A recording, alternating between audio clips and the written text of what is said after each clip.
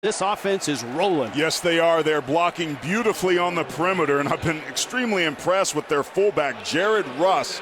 He and tight end Chase Allen have been getting things done, and Breece Hall's been the beneficiary. Large crowd here, and a good part of it Iowa State fans who have swarmed Las Vegas over the last 2 days and nights, I might add. And they are loud and proud, and certainly were into it from the very start. Purdy has looked sharp. So is this man. Well, Rich, to start this ball game, Iowa State's offense looked exceptional. They clearly wanted to establish the run. They got Hall going on the perimeter. A couple poor missed tackles by UNLV, they make him pay. And then it's Purdy to Kohler, his favorite tight end. And finally that offensive line and Breece Hall punching it across the end zone for the first score of the game. This is an offense that has been anemic for the last 2 weeks. This has been a great start so far here tonight, though. Especially last week, third quarter against Iowa. So much so that Matt Campbell pulled his quarterback, put a lot of freshmen in just to get a spark. Kohler with another catch. Charlie Kohler, the senior, two-time All-American, two-time first-team Big 12. And man, he's been impressive already tonight.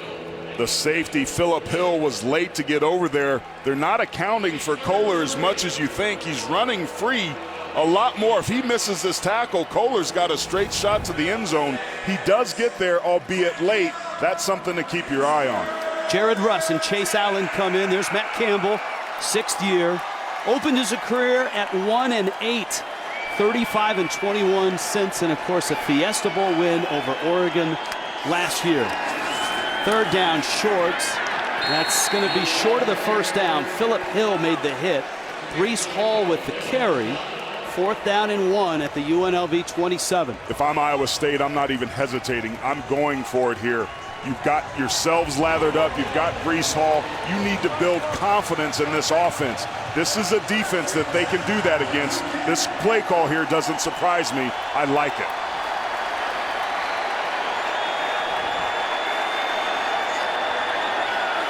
Fourth and 1. Hall in the backfield. Milton in motion. Purdy pulls it, has the first down and more, and is knocked out of bounds at the 11-yard line. Bryce Jackson with the hits, and the Cyclones keep rolling. Just a great job with the motion. It brings the eyes and the bodies over. Keeping these legs in check by their quarterback was priority number 1. They were worried about what they saw him do against Iowa, and they were a little lazy with their eyes, and Purdy made them pay. This is a defense in UNLV that last week played well early against a top 25 team on the road, Arizona State, but then wilted late. 1st and 10. This is Hall. Breaks a tackle. Loses another. Knocked out of bounds. Spins by the pylon. I don't know if he was out or in, and the officials are trying to decide right now. He is out inside the 1. That's a first down. Jacoby Windman made the stop. The runner made the line to gain. 1st and goal, Iowa State. Looks like that right toe stepped out before he started his spin move. I think they're going to down the ball here at about the 1-yard line. A great stutter step and balance right there. He completely blows up the linebacker. This is an incredibly physical Breece Hall that we're watching. Hall scored the first touchdown, and Hall hit. Surges, not there. Hall now has scored a touchdown in 15 consecutive games. That is the longest streak in the nation. And he is knocking on the door as the first quarter comes to an end. 7-0, number 14, Iowa State on top. You're watching college football on CBS Sports Network.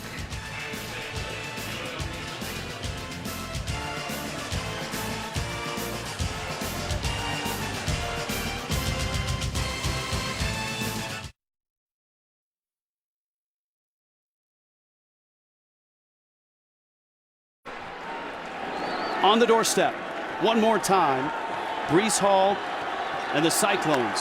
Second possession. Hall, second touchdown. In he goes.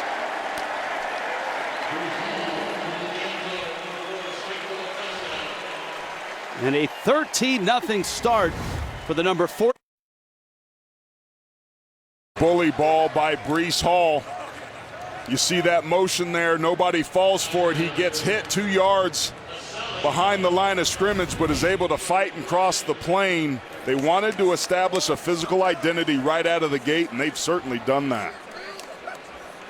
Well, their identity is as one of the best teams in the Big 12. And they proved that last year.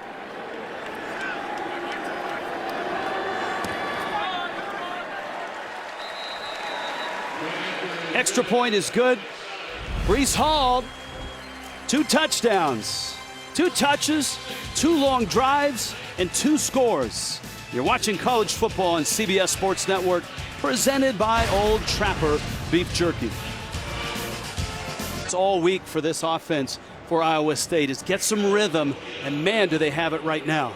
They certainly did, and it started with the run game. This offensive line, these fullbacks, these tight ends came to play tonight. This is something that this offense needed. This is the confidence boost that they're going to need to take into Big 12 play. And this is absolutely the wrong start for UNLV.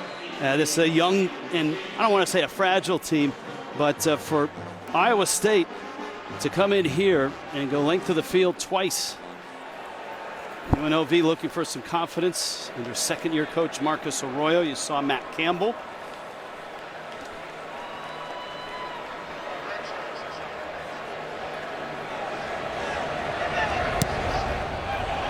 That is not how they drew it up. That went off the side of the foot.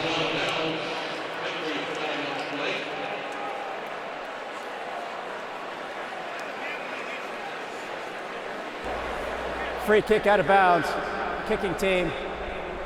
Put the ball at the 35-yard line. First down. All right, this defense is part of our Twisted Tea game day plan. Man, have they been lights out. They've played like a top 10 defense, and we're looking at Will McDonald here. He's one of the nation's best pass rushers. In fact, he's the NCAA active leader in sacks with 20, but he's also really good against the run. Penetration is the kryptonite because it throws the timing off, so he leads the charge for a defense that is more than willing and capable to carry its load. You see the game summary heavily weighted to Iowa State. Cameron Friel throws, hit as he throws. Faulu, the tight end with the catch. And let's go down to Jenny Dell. There's a question about quarterback for UNLV. Jenny? Yeah, well, Doug Broomfield made his college debut last week, but got hit hard in the third quarter with an upper body injury. Hasn't been able to play since. So you would think that next man up would be the guy who replaced him last week in Justin Rogers, but that was not the case. You see Cameron Friel out there right now making his first career start. More after this play, guys. Friel out of Hawaii turns and gives it to Charles Williams. He might not be the only guy we see, right, Jenny? That's right. Coach Arroyo said that we should expect to see Rogers and Tate Martell as well. Yes, there will be a 3-quarterback rotation. They created a game plan to match the skill set of all of the QBs. Friel and Martell, they'll focus on the mobility piece. Rogers, more of a pocket passer. But guys, they're looking for quick gain, high percentage plays here. Thank you, Jenny. And all 3 quarterbacks are playing in almost a road environment in terms of noise, because the sound you hear is the Iowa State contingent here in Vegas. Pitch, Williams trying to get outside, busts forward, he's close, but I think he's short of the first down.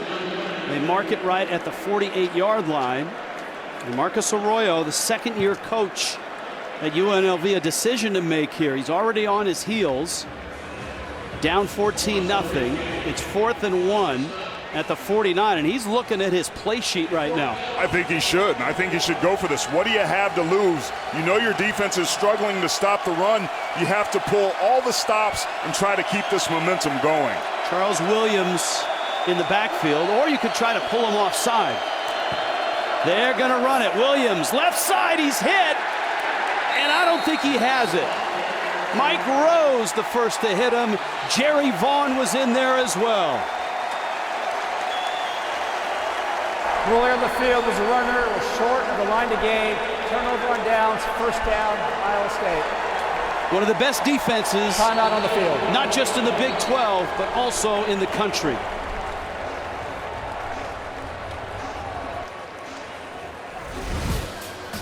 Well, Iowa State wanted to come here. They established the run, but their defense came to play too.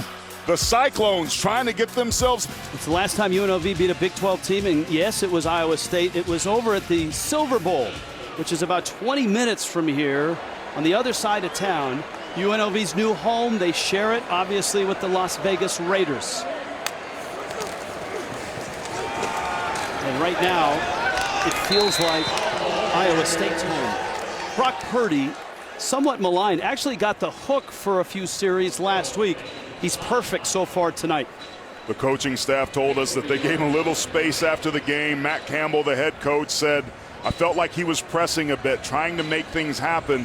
And to be quite frank, things weren't really necessarily going around well around him. His supporting cast wasn't doing their job.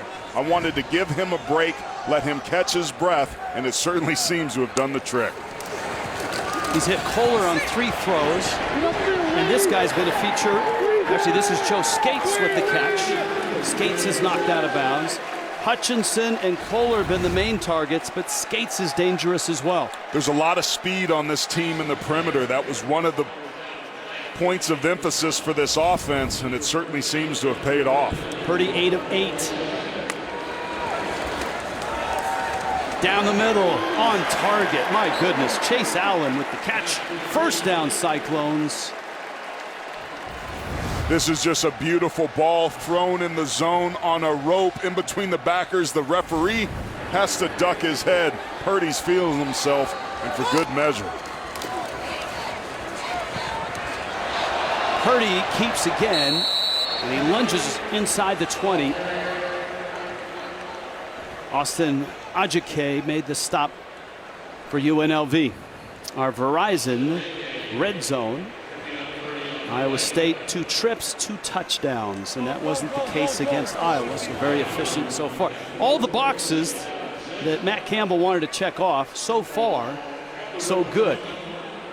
It's been masterful. It's been a nice mix of run and pass, but everything with this offense starts with the run, and that's what's been most impressive. There are stars all over this offense. Hall reverses course, gets outside, Purdy trying to block, and Hall is out of bounds. I mean, you start with Hall and with Purdy. Colin Newell, the center's a star. Kohler and Hutchinson are stars. Brock Purdy hands this ball off. Breece Hall takes it. He should have been tackled right there, but this is his athleticism, but it's his burst, his ability to accelerate, to go from not moving to moving extremely quickly that lets him win there. Big 12 Offensive Player of the Year last year, and Iowa State did not have a Offensive Player of the Year since the great Troy Davis back in 1996. They had the Offensive Player of the Year with Breece Hall, the Defensive Player of the Year with Mike Rose, the Offensive Newcomer of the Year with Xavier Hutchinson. How about the Coach of the Year? Oh my gosh, the Defensive Co-Freshman of the Year with Asheen Young. It's crazy. Well, they deserved it, man. That best season ever for Iowa State, it certainly feels like. Winning the Fiesta Bowl, their first New Year's Six Bowl, beating Oregon, finished number 9 in the national poll last year. Started this year in the top 10, sitting at 14 now. Purdy rolling and looking, and he looked for his big tight end, Charlie Kohler, and it's incomplete. We almost ran out of room here. I mean, it's remarkable. And what Matt Campbell has done with this squad, building it from the ground up. It was interesting. We talked to Marcus Arroyo, the head coach here, when he was at Oklahoma State. He said, I knew this team was going to be tough and physical when I saw them early on. We haven't had too many situational downs for Iowa State, but certainly this is one. 3rd and goal here from the 7. What do you like? You got to feed your running back, but you also have a two-way go with Brock Purdy's legs, so you got to be disciplined defensively. Purdy, his legs, head down, close, just shy of the end zone. Rolling on the field as the runner was short of the goal line, 4th down. This is a quarterback power lead, a draw type concept with a lead blocker, and they're just pushing the pile. This is a very physical front. A pancake there by number 55, Darrell Simmons. These guys are eating up front. and feeling themselves. It's 4th down. They're inside the 1 yard line. There's no question about what you're doing here, Rich. Well, Breece Hall in the backfield with Purdy. You're UNLV, you better buckle your jump. Russ, the lead blocker, up and in. I think Iowa State said he was in. The officials say he wasn't. The spot is outside the end zone. Holding on the field was the runner was short of the goal line. 1st down, UNLV. And you can see Iowa State thinks it's a touchdown, certainly to be reviewed. It's hard to see here. It is 4th down. I Timeout don't on the field. like his decision to go up into the air there, but to me, the ball breaks the plane.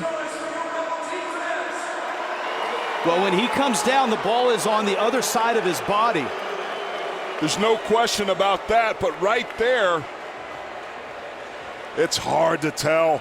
The ruling on the field is that he was stopped short. And that holds enormous weight right now. Tremendous, because I don't think we've got a look that definitively shows because of the rotation of Hall when he jumped in the air.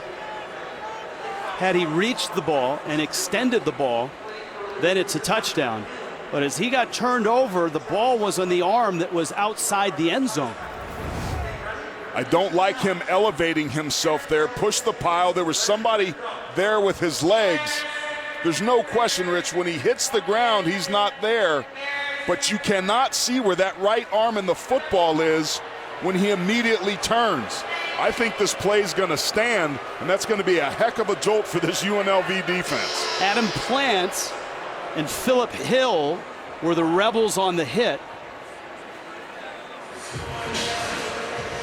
See, the football is inside arm, and then once he's flipped, the football's outside arm in terms of the goal line.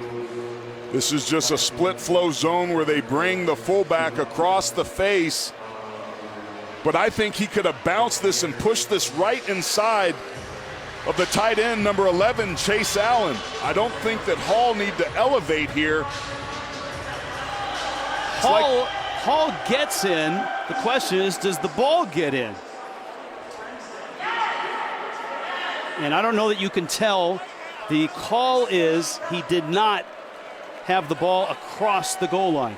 And there was a hand from him right as Hall started to elevate that might be just enough of a momentum stopper to keep him from crossing the plane. I think this is going to stand.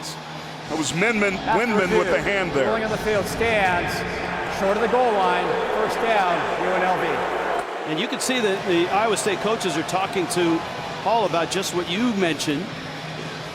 That's a huge play for a team that's absolutely starving for something to go right tonight in UNLV. Now the challenge is you're backed up to the 1-inch line and you're facing one of the best defenses in the country. Can you move it from there and give yourself some breathing room? And you've got a quarterback who is taking his very first snaps. Timeout on the field As a college player.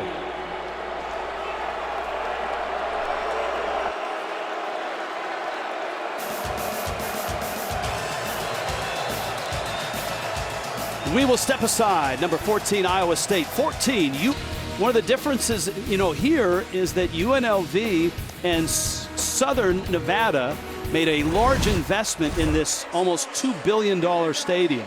So $750 million came from South Nevada. And our Tums Fast Facts. A reminder, too, that UNLV has their own surface, field turf. They have their own locker rooms here. They have their logo all over the place as well.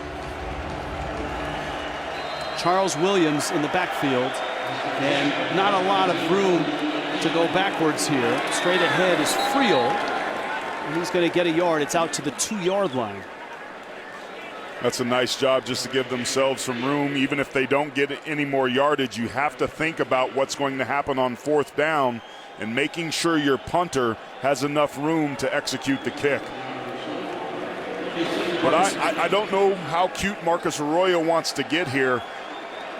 But Iowa State's going to be thinking run. If you could do a quick tight end pop pass, you could get the backers to light up and maybe hit your tight end. Williams gets a block. He was hanging on, and Isheem Young is there to make the stop. It's a gain of about 5, brings up a 3rd down and 4. This is, again, just another inside zone, but the tight end comes all the way around. They overcommitted Iowa State to the inside, and Williams That's who's hanging on for dear life. Gio Faolo, the tight end, who was leading it. 3rd and 4. 3-receiver look. Looks like man coverage down here at the bottom. Somebody's got to win.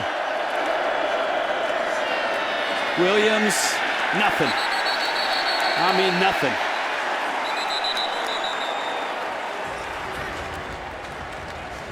Progress stopped at the 7.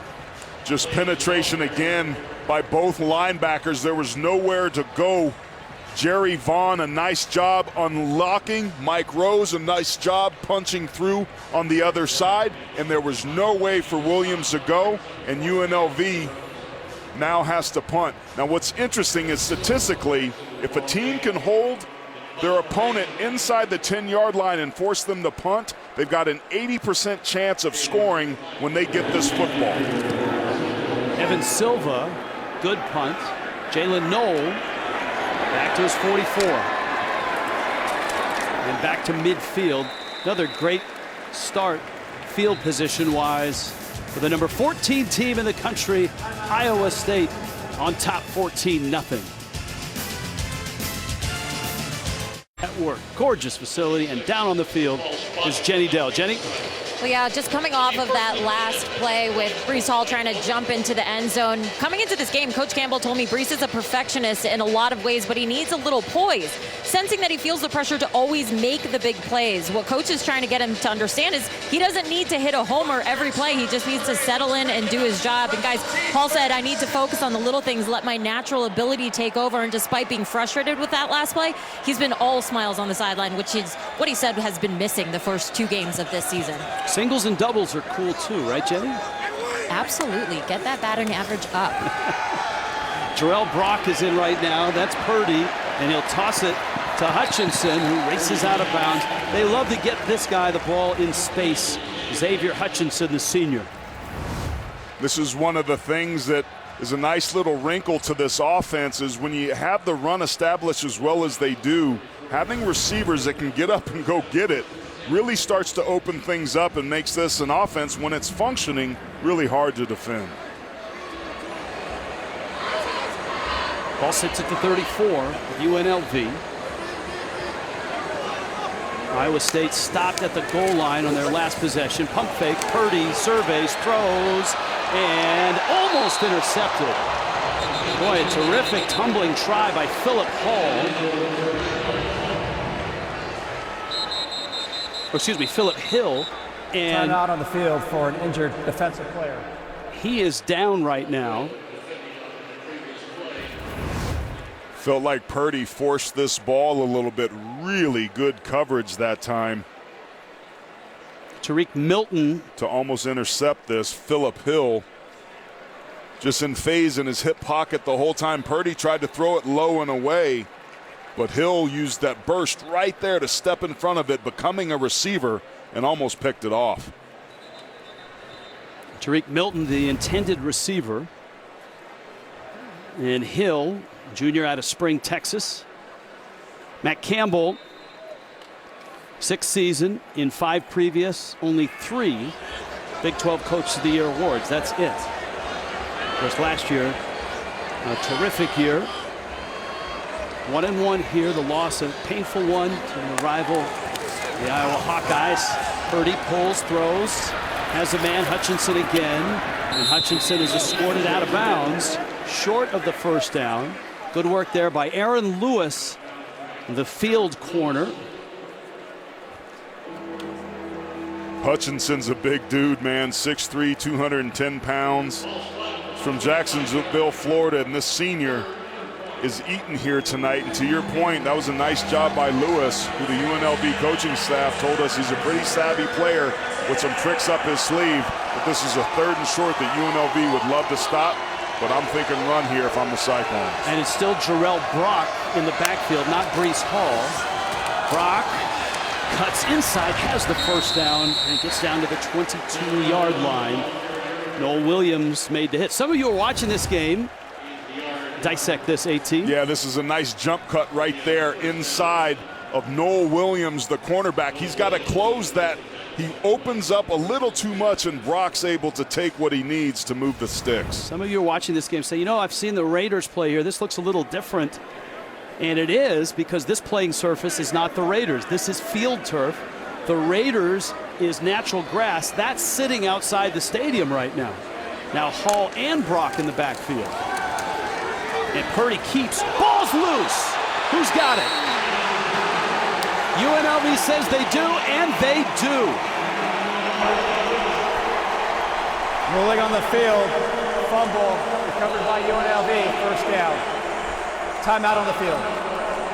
That's an incredible job of turning the football over. Kolowaske comes up with the ball, but it's Bryce Jackson with the big hit that just could be the turnover that this UNLV team desperately needs. Cyclones were humming and just stalled out. The loss to Iowa, first turnover of the night for number 14, Iowa State. All right, our eye on college football storylines. Aaron Taylor's Fighting Irish held off Purdue. Yeah, the drum could not make it on the field for Purdue. I don't know if that was a factor or not. This was an incredible football game, Aaron. Outlast Florida is a very good word because it was tight.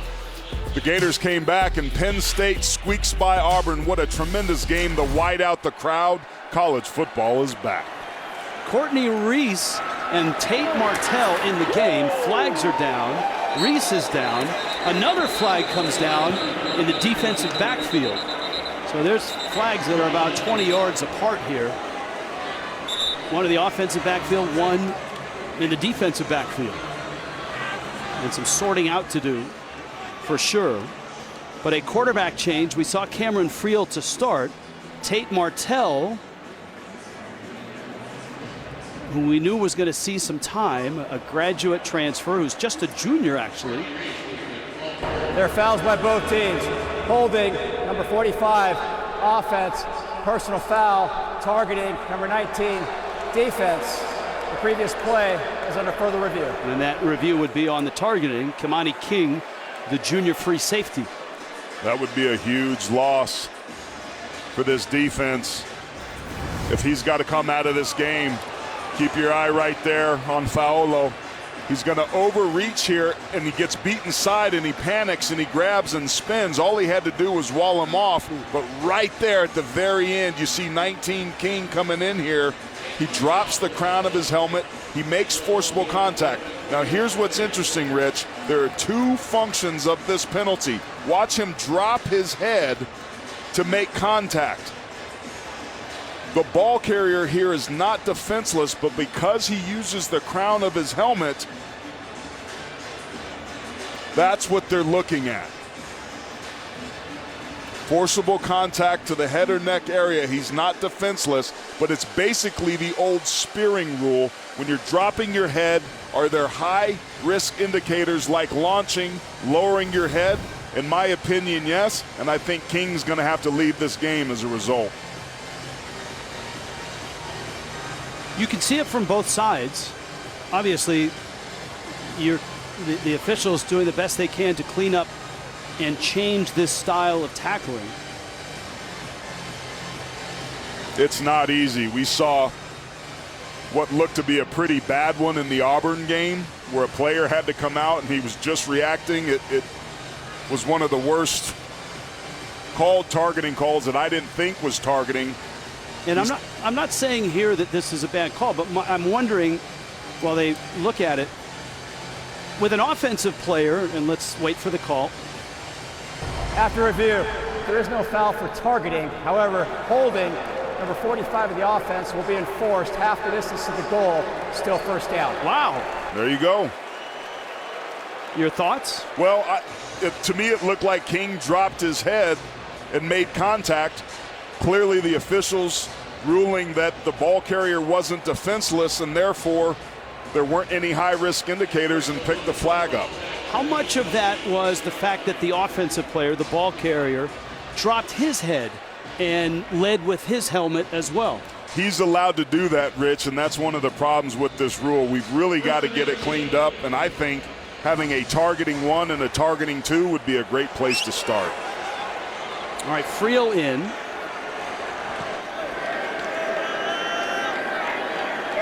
Tate Martell came in for just one play. Play action. Friel hit as he throws, and it's behind the intended receiver, Kyle Williams. And this has been a rough go of it, not only for the offense, but this young quarterback.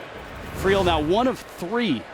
Now there's pressure off this side right here, so he's going to have to throw this ball sooner than he wants to, and he can't follow all the way through, and that's why that pass is off target to the open wide receiver. It was Anthony Johnson coming from his corner spot. Second down, 18.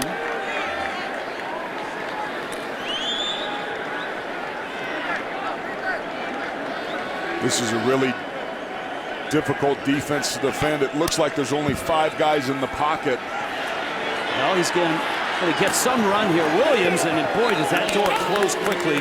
And Kamani King comes up and makes another hit. And that's why when the ball snapped, there's 5 people inside the box, but the safeties play so well. And you see King, look at him track this play, coming all the way down, boom, and hits him right there. And Williams can't get anywhere. That is great tackling there by King to get his head across the lower body and take the legs out. So first looks aren't always the best when you're looking at this defense. Now this is tough here with these mugged players up at the line of scrimmage. Friel scrambling, flag down. It's probably a hold. Friel throws on the run, it's intercepted. Aisheed Young at the 27. There's a lot to unpack here. Young makes the catch. Obviously, that's the play that Iowa State's going to take. They'll decline the hold. And Young, who's Holding, had number 70, offense. That penalty is declined. First down, Iowa State. freshman All-American last year, having a great start to this year. He's just going to overset inside. And your job as an offensive lineman is to stay between the rusher and the ball carrier. The right tackle got himself in trouble on that side as well. Both these tackles holding up on the perimeter was one of the points of emphasis for them. They didn't think that they could block him one-on-one. They wanted to be able to help. There they elect not to, and they pay the price. UNLV has 28 yards of offense. That's it. And that was with Iowa State only rushing 3 there. Brock Purdy, quick out and incomplete. Boy, did Iowa State look great their first 2 possessions. What's happened the last 2?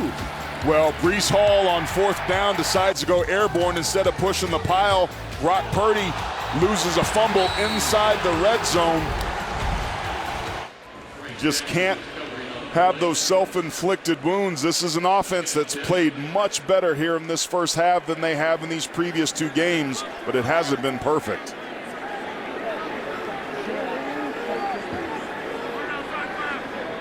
122 yards on the ground so far for Iowa State. Purdy rolling into the flats. Hutchinson hasn't stretched the field, but they've been able to get him the ball on the periphery and get him in some open field. He's been targeted. The first down, Iowa State. And that's enough for a first down. He's been targeted 7 or 8 times. There's a special connection between he and Purdy so far in the first half of this ball game. Just a simple pick right there. There's a late adjustment, and Hutchinson gets the sticks.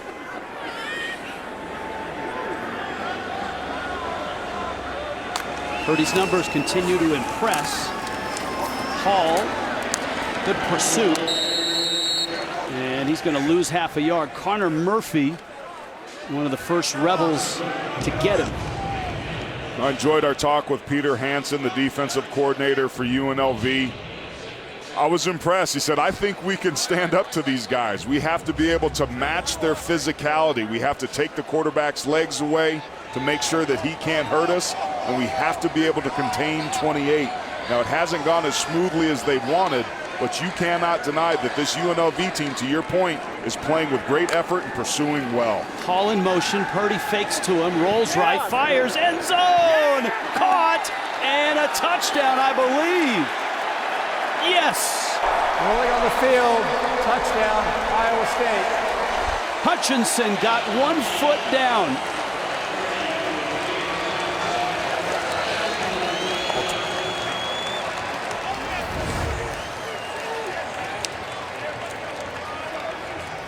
Right there. Great concentration. His left foot stays there. He knew where he was. Great extension and concentration to snatch that ball out of the air. Look at him, look that football right into his hands. What a great shot. And he secured it all the way down.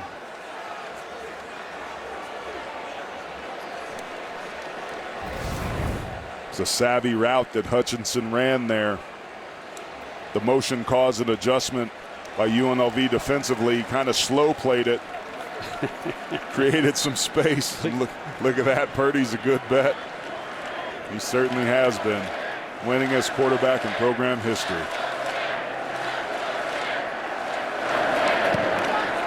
Extra point is good. So after 2 drives, it didn't result in any points. Iowa State into the end zone, and it started on defense. Isheem Young with the pick, and finished with Purdy to Hutchinson. Big 12 Mountain West here in Las Vegas, Allegiant Stadium. It's a big crowd. Coming up, Verizon halftime report. Brent Stover, Houston Nutt, Kevin Carter. A lot to unpack, a lot to talk about. A great game between number 1 Alabama and number 11 Florida.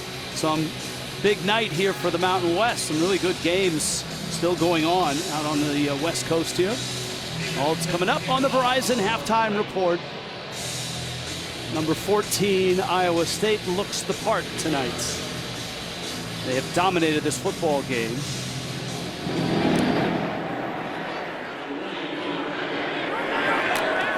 Williams trying to get to the sideline. That's a nice special teams play by the Cyclones. Miles Purchase. Well, Rich, this has been a one-sided affair between these two ball clubs. Take a look at the ball control that Iowa State has inflicted. They've held the ball for almost 20 minutes in this first half of these 30 minutes. It's incredible. And where this is going to show up means that UNLV's defense has been on the field all that long. The Rebels have to get something going, not only for their own sake, but for their buddies on the other side of the football. Well, this is the time of the game where you start to talk about target line for a field goal to finish the half. But the way the Rebels are going, they're a long ways away from even starting there. I think their target line's got to be the first down stick and take one step at a time, because they have just 28 yards of total offense here in the first half. Rich, their next first down will be their second. They've got 1 first down in this first half. Iowa State has 16. Friel stumbles, and they are overmatched in a lot of areas. And you heard Jenny Dell at the start talk about Marcus Arroyo and his quarterback issues, and that certainly has been an issue tonight.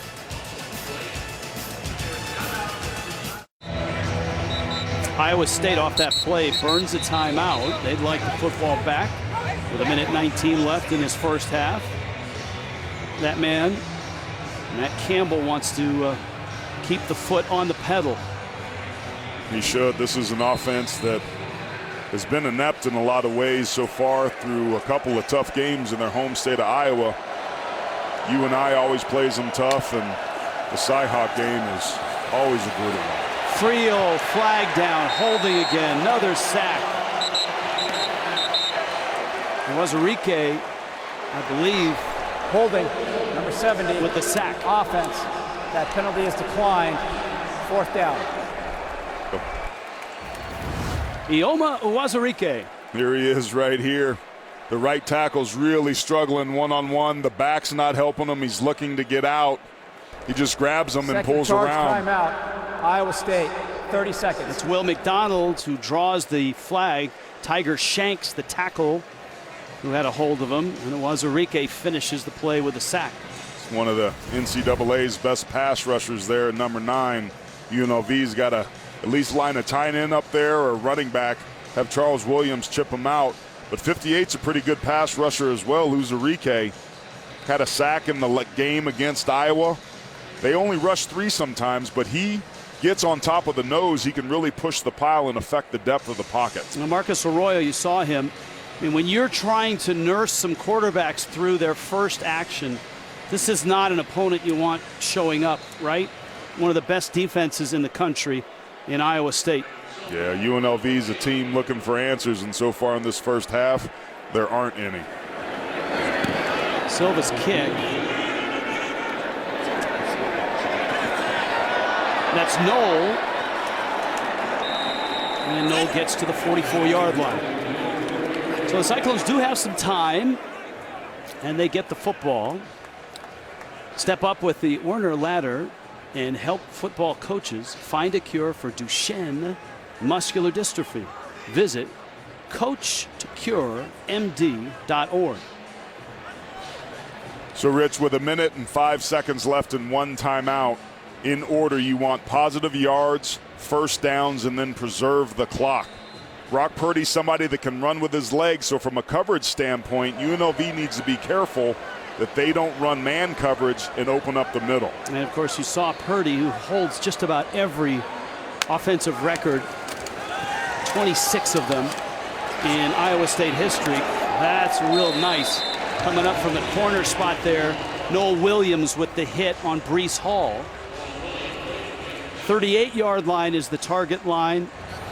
They have a couple kickers, including Andrew Mevis, who have a big leg. Connor Asali as well. Purdy throws. Caught there. That's Hutchinson. Over the middle. Hutchinson's got the first down at the 35. Clock stops as they move the chains. They're inside a field goal range right now, but they want to get this play off. You've got to call multiple plays in the huddle so that you can get these out as efficiently as possible. Purdy looks to the outside, fires to the other side. Hutchinson stretches, doesn't have the first down. Flag late. Now this is interesting because we're inside of a minute at the end of the half. If this penalty is going to be on Iowa State for some reason, there would be a 10-second runoff. But they do have their timeout to take that would nullify Personal that. Foul, face mask, number 25, defense. Half the distance to the goal, automatic, first down. That's Cam Oliver of UNLV. But it is on the Rebels, and based on the location of that flag, that makes sense. Now you've got some time. You've still got your timeout. You're on the 15-yard line. Yeah, I think that's Adam Plant Jr., the senior linebacker, or actually the Will, which is kind of a hybrid position. It's the weak side linebacker, and he was guilty. Under 20 seconds, Purdy fires, end zone, back shoulder catch, skates for the touchdown. That was Purdy. Flag down, back at the 18. Holding, number 52, offense. 10-yard penalty from the previous spot, still first down. Wow, that's unfortunate, and another miscue in the red zone for the Cyclones. He gets beat right off the snap, a terrible set, good move defensively, but Brock Purdy, to your point, Rich, puts that ball right on the shoulder of Hutchinson, and they got to move back. And you lose that time You do of the lose play. that time. So there's 14 seconds left. They still have a timeout. Hutchinson, top of your screen, has been a primary target. Purdy outside the pocket, time running down, gets out of bounds. 7 left on the clock. short of the first down, second down. At what point do you say, let's just kick it? Right here. You might have a shot to be able to get one more playoff, but if you have a miscue, if you have a hold, it's problematic. This is the right decision by Matt Campbell to try to kick it here, even though you have a timeout. This is an offense that wants to end the drive with a kick in a positive respect and try to put some points on the board. Remember, they had a touchdown called off because of a penalty. Andrew Mevis had a 40-yarder last week. UNLV calls a timeout. And Mevis taking a practice chip. A chip that he missed. Had they not called a timeout, Mevis wouldn't have made it. Before the snap, timeout, UNLV, first of the half, 30 seconds.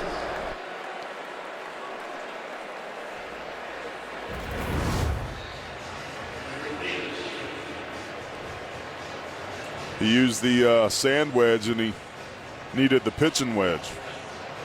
One of the things in that shot you can see about this new stadium, there is no overhanging scoreboard. No big jumbo scoreboard that hangs over the field. They've got huge scoreboards in the end zones. Mevis again, another timeout. This one goes through.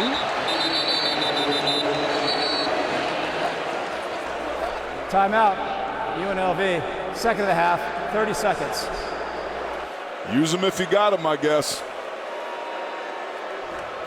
Now Mevis has got a brother who is a kicker for Missouri, and he kind of shares this duty here with Connor Asali.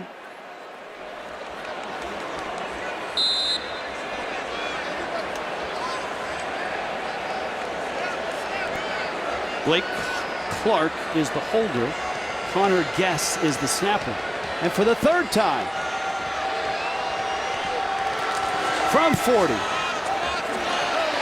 And this one is good. No timeouts.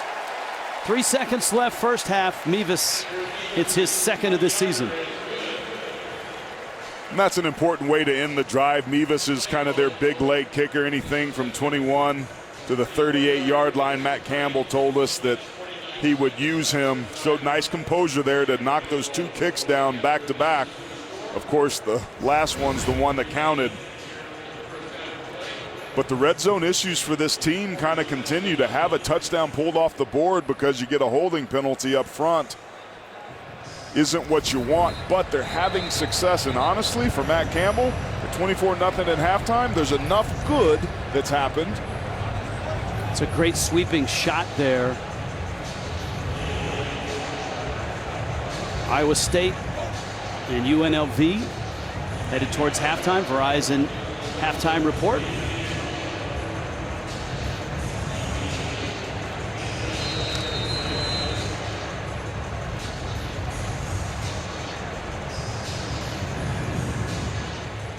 And UNLV is going to need every second of halftime to try to regroup after a dominant performance.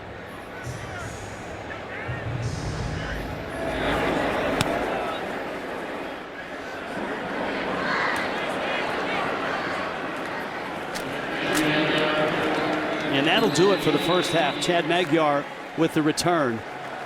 Number 14, Iowa State has come to Las Vegas, come to the Mountain West, and boy, have they been good. Offense was great. Defense has been great. You're watching college football on CBS Sports Network, presented by Old Trapper Beef Jerky. Their defense, just look at the numbers on the right. My goodness. And it's a combination of Iowa State being extremely talented defensively and a UNLV team that has a lot of question marks at a lot of positions.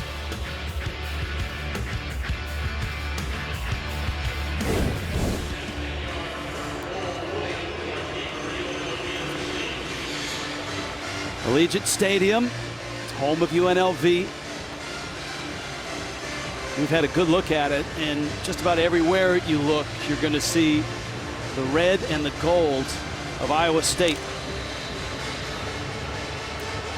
UNLV will get the possession to open up this second half.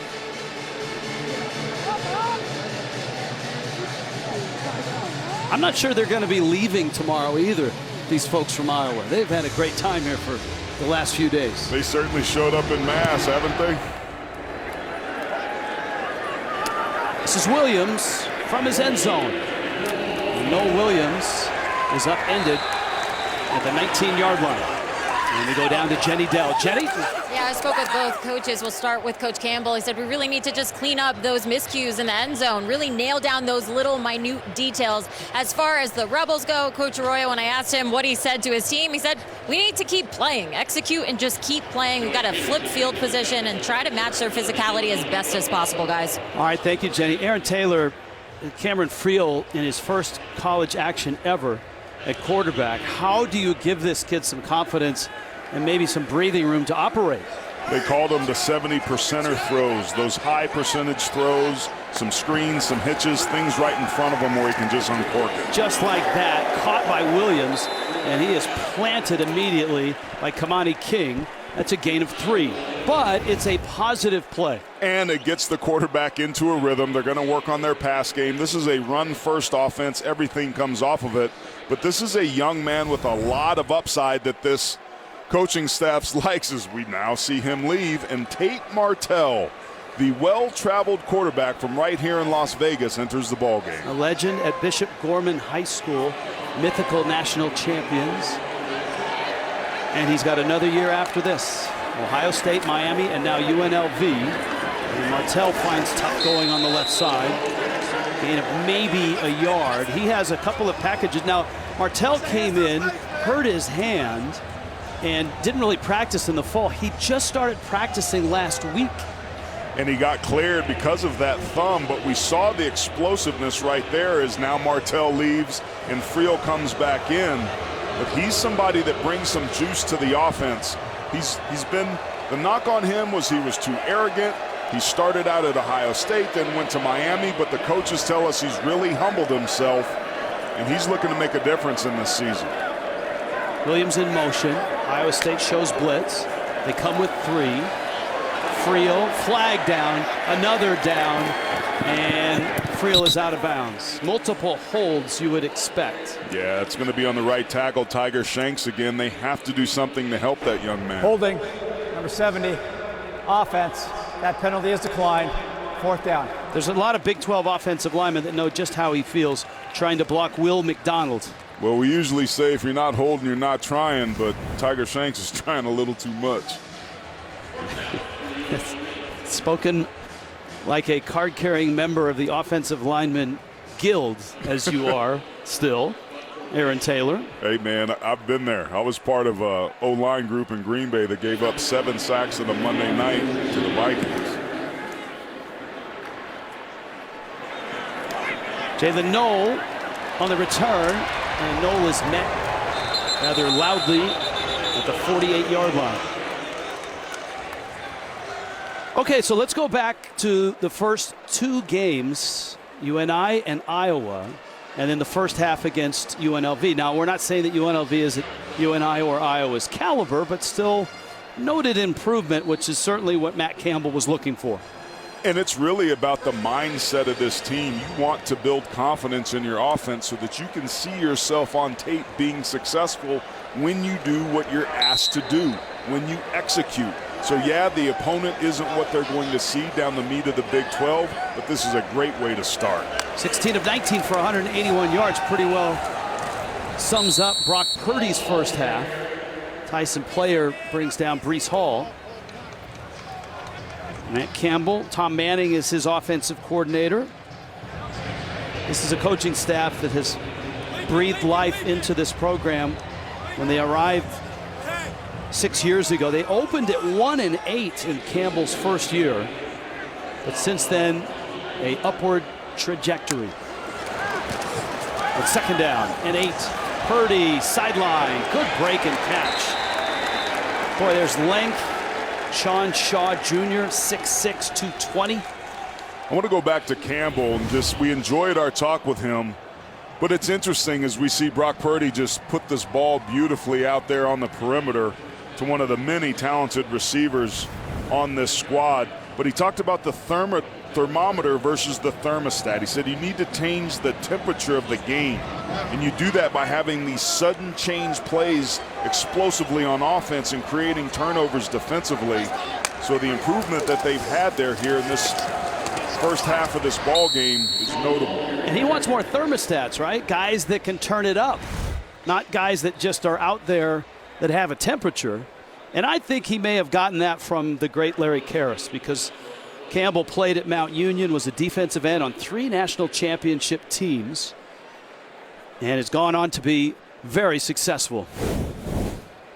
And down is Naki Fahina. He's the backup nose tackle, 6 foot, 275-pound junior from Lawndale High School in Hawthorne.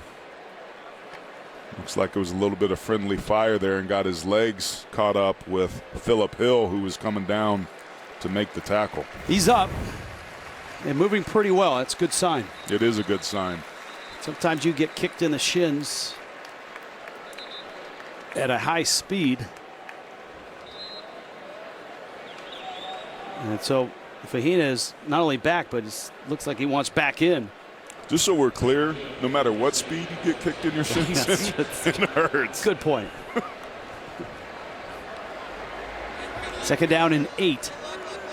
I want to give credit to this UNLV defense. I mean, they're down 24-0. They're having trouble stopping the ball, but these guys are playing hard, man.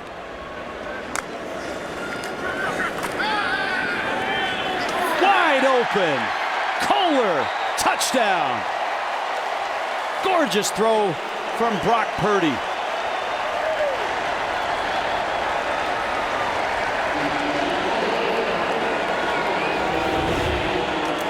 All right, you're going to see what's going to happen. You're going to see Kohler come from the left side of your screen. They rock their safety down off the play action. So you see the safety that was breaking off to the right. It leaves Kohler completely wide open. Just a bust on that back end. And one of the most productive tight ends in America gets his name in the paper. 18 career touchdowns now for Charlie Kohler.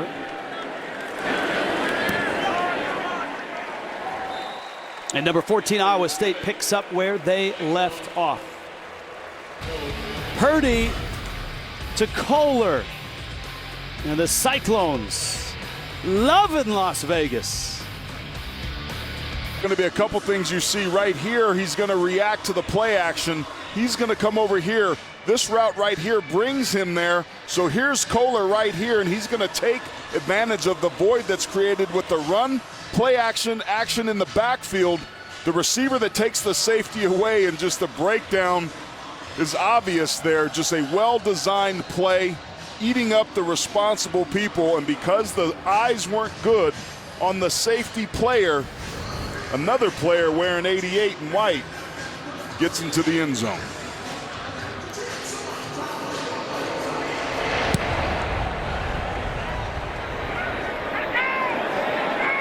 No Williams from the 1. Special teams have been very good for Iowa State. Let's check in with Jenny Dell. Hi, Jenny. Hey, it's time now for your Step Up Your Game, brought to you by Werner Ladder. Before UNLV's home opener, O-lineman Julio Garcia was recognized as this year's recipient of the Tom Wiesner Award, given to the player who best exemplifies courage, enthusiasm, dedication, and toughness. He's a Las Vegas native, a Bishop Gorman alum. He's always dreamed of playing here at UNLV. Now a super senior, Coach Arroyo said his influence on this football team, his work ethic, his identity and character make him a leader and a staple on this offense. And to speak to his toughness, he has a screw inserted in his foot in spring of 2020. This is an injury that wasn't even reported on, guys. Williams straight ahead. So what you're telling me is the staple has a screw in his foot. Yeah, and he's not planning on having it removed, which, I mean, I'm not sure if we have the picture up right now, but it is pretty impressive. Take a look at that. It's the first time I've seen an analyst diagram on the telestrator a screw in a foot. I'm not a doctor, but I did stay at an Embassy Suites last night. That's something. And I love the fact that his whole family seemingly was on the construction crew for this great new building.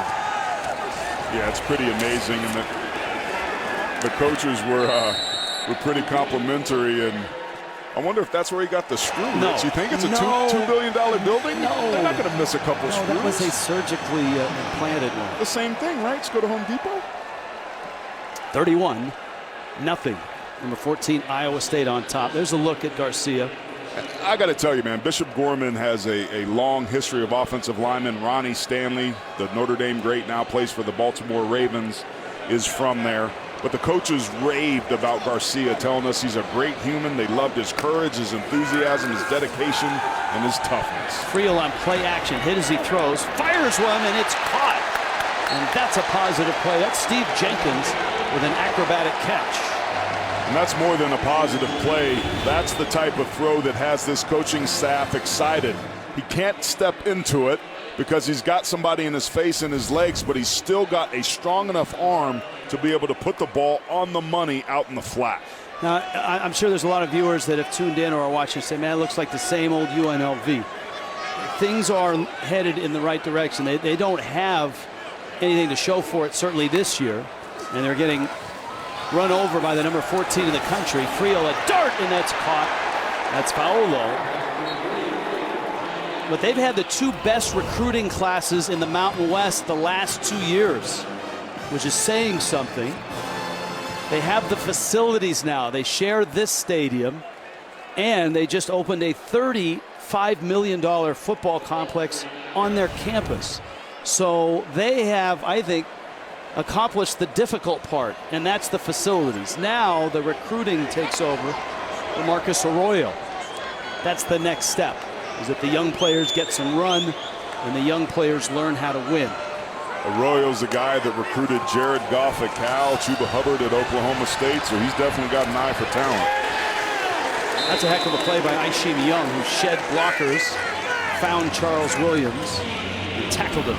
Yeah, I really like Aisheem Young. He plays that boundary safety, or kind of the star position. He's so active around the line of scrimmage. These safeties are asked to do a lot in this defense to stop the run.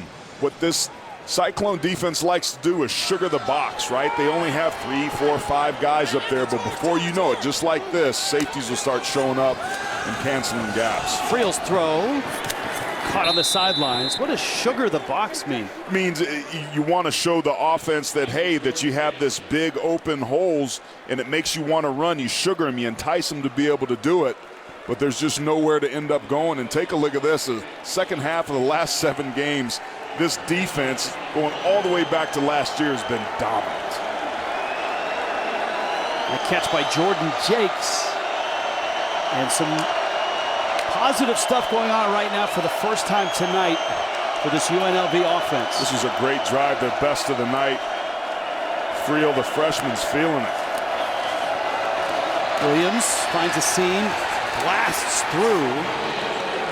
I think that was Jake Hummel, the linebacker. And he's not an easy guy to knock over. And this is what I'm talking about, Rich. This is the physicality. Look at that.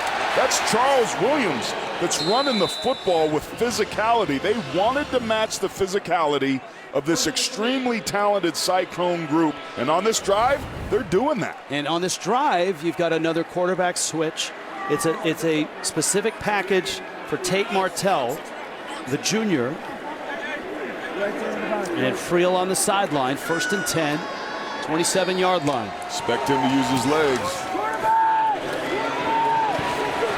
And he spun around. He's going to lose 4 yards. Jerry Vaughn caught him. Will McDonald in there as well. Just nowhere for him to go. It collapsed. There was penetration right out of the gap. You see busts all across the offensive line. Too many burgundy helmets in there. As athletic as Martell is, there's no way he could escape 6 or 7 guys. Friel's made some really nice throws on this drive. And the fact that Martell comes in. And this is a situation where Martell's probably got to throw the football, and I'm curious as to why they did that when Friel was on fire. 2nd down. Martell pulls it, fires it, caught there. That's Paolo, and he powers his way inside the 20. He may have stepped out of bounds around the 20. Aisheem Young with the hit. And they'll mark it at the 19. That's 2 yards short of a first down. What I like about that is how quickly Martell got the football out of his hands, because it doesn't give the defense a lot of time to react. So instead of 2nd and long, they've now got a very makeable 3rd and short. And obviously 4-down territory. It's been 4-down territory anytime they've sniffed something like this once they were down early. Williams in the backfield. Martell will keep it, has the 1st down, scoots inside the 10 and is down to the 9. Aishim Young with the hit. And UNLV putting together a really nice drive. This is his explosiveness. This is the design keeper all the way. They want him to use his athleticism. The coaches told me that they really responded to Martell, that he's matured, and that when he's in there, he's the type of guy that could say, hey, we're going to have some 7-on-7 practice at midnight, and guys would show up. He's only been here a short time, but he's walked onto this team.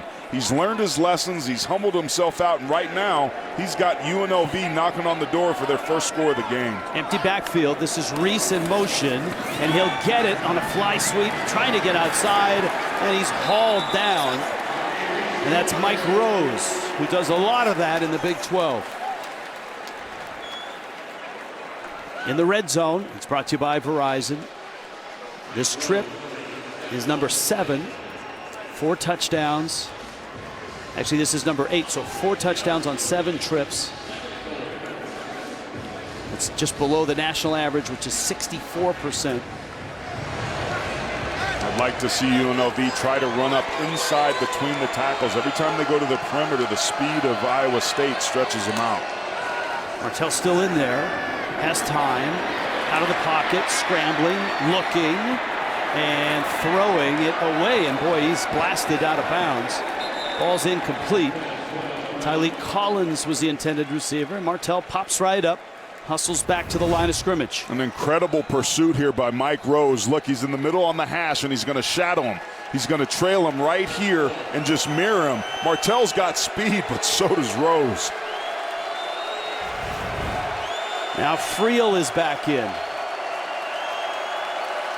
And this is 3rd down and goal with the football sitting back at the 13-yard line. Chad Magyar in the backfield with Friel. Maybe take a one-on-one shot up top. That's deflected and incomplete. Kyle Williams obviously well short of the goal line on 3rd and goal. So this looks like field goal time, you would think, for UNLV, and just take some points here. Yeah.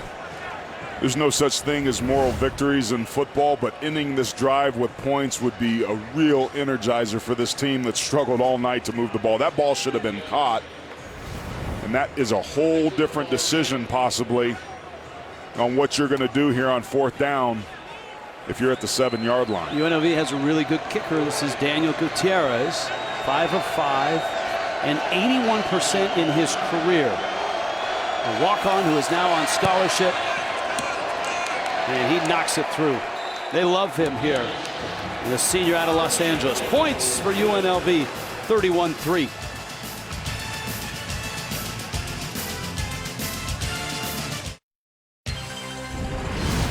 College football on CBS Sports Network is sponsored by Werner. Step up your game with Werner Ladder. By Tums. Fights heartburn fast. And by Serve Pro, proud supporters of our nation's first responders. Highlights of that Fiesta Bowl win, the first New Year's Six ever for Iowa State. They beat Oregon. They finished number 9 in the final poll. Remember, they started the season by losing to Louisiana. Then they beat Oklahoma back in September. Lost to Oklahoma by 6 in the Big 12 championship game. And got to the Fiesta Bowl. And huge win, kind of validating what Matt Campbell had built in those 5 years. This is year 6. And this is Eli Sanders going to bring it out. And Sanders has a lane and is out of bounds. The Big 12, obviously, some earth-shaking news with Oklahoma and Texas set to join the SEC at this point in 2025. And so the current Big 12 teams, you can see the ones that aren't in red, will welcome Cincinnati, UCF, Houston, and BYU into the conference. Aaron Taylor, it's somewhat shocking news. It's one thing for a couple teams to leave and maybe a couple to come, but adding 4 teams and losing those 2 teams, that's a seismic change in the conference. There's been some tectonic shifts that have taken place in the sport of football nationwide, and the Big 12 is certainly. That's Purdy. Skates for the catch. Still in bounds. Cuts across at the 40. Knocked off his feet. Joe Skates from Brock Purdy. Skates is skating, and there's a late flag there. Just comes in motion, runs to the top of his stem. Just a good job getting the DB turned around. A great move, and then again, poor tackling on the perimeter there by Lewis, and Skates does the rest. Personal foul. Targeting, number 2, defense. Previous play is under further review. And that's unfortunate, and this is going to be another situation like we saw earlier in the game where I thought Kamani King might have dropped his head. This is quite a bit more pronounced by Noah Williams there. And this is unfortunate, and he knows because he drops his head. You saw Williams reacting to a replay up on the scoreboard. So now remember, there are 2 points of targeting. Forcible contact to the head or neck area of a defenseless player, or using the crown of your helmet, which is what Williams is guilty of here, to make the tackle. It's basically the old spearing rule, Rich. And the crown of the helmet doesn't have to hit the offensive player's helmet. No, it's designed to discourage this very thing, which is players dropping their head and using it as a weapon. And it's a protective measure for the defender as much as it is for the offensive player. And there's an argument to say that that wasn't necessarily forcible, but there is no denying that that's the crown of the helmet. And that's the problem here.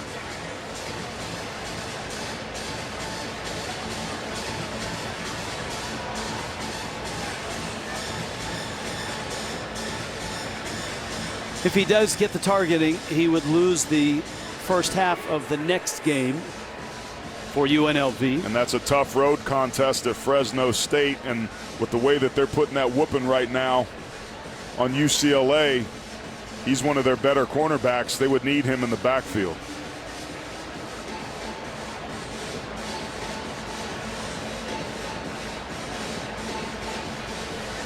Mountain West is showing up. They've been played really well against the Pac-12. After review, there is no foul for targeting. The result of the play is a first down. There you go. It's the second time the booth has overruled the officials on the field in targeting. And I like the fact that you've got experienced officials that have a chance to look at it. Guys down on the fields are going at full speed with bodies flying around.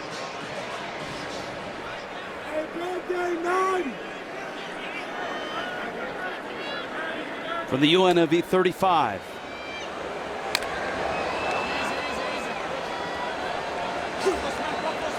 I'm scratching my head up here about that targeting call, Rich. I'm not quite sure what they were looking at. It's almost as if they were implementing whether or not intent was there. Brees Hall, 9 yards.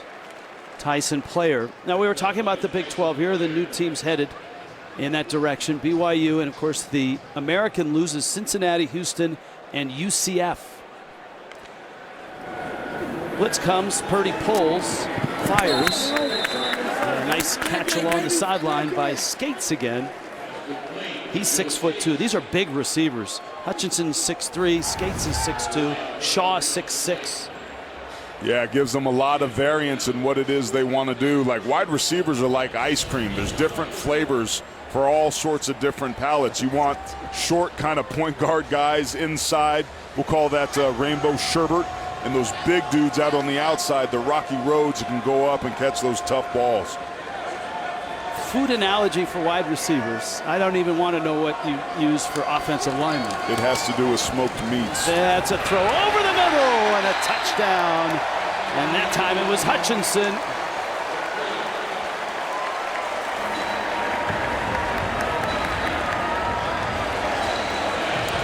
Plenty to like if you're a Cyclone fan with this offense tonight. And this is what they needed to do. They needed to come here and get healthy. Look at that ball on a frozen rope by Brock Purdy.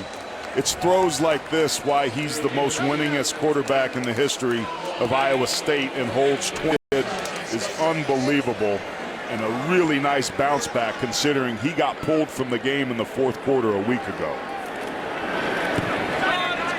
Extra point. 38-3 on the strip. Number 14, Iowa State on top.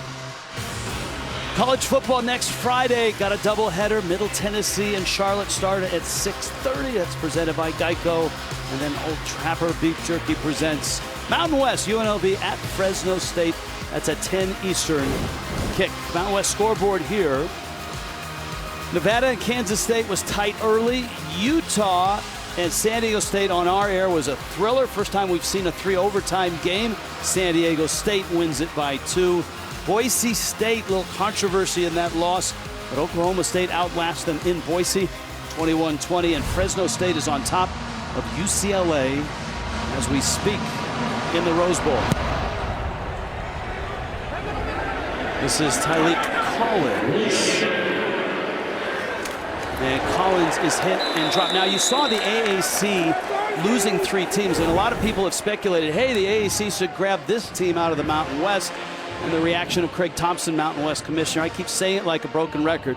If the 12 Mountain West institutions stay together, we are the 6th best conference. Circle the wagons, stay together, while simultaneously looking to see if there are institutions out there that make us even stronger. Strong words there by Commissioner Craig, and Mike Oresco's been a pretty aggressive guy trying to be able to get things. That was the real question initially, was who was going to win the tug of war between the Big 12 and the American. Clearly the Big 12 came out victorious, significantly weakening the position of the American Conference that, quite frankly, from a group of 5 standpoint, had kind of been best in breed for the last 3 or 4 years. Tate Martell still in this football game, and he had been rotating with Cameron Friel on that last drive, which yielded 3 points for UNLV. And Friel did it through the air. Martell did it with his legs. And it's a nice combination. They're still looking for answers at that quarterback position. The day-to-day health of that quarterback room is something to keep an eye on. Martell's throw, a little high, caught there. Griffin. And Zion Griffin with a little bit of zip. That's a first down.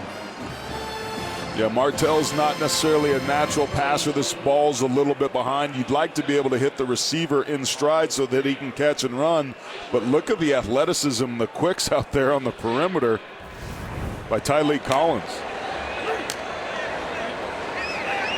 And if you're UNLV, obviously this game is out of hand. But you're going to Fresno State next week. You're starting Mountain West play. And getting some sort of offensive success here in the later stages, I think, is imperative for them.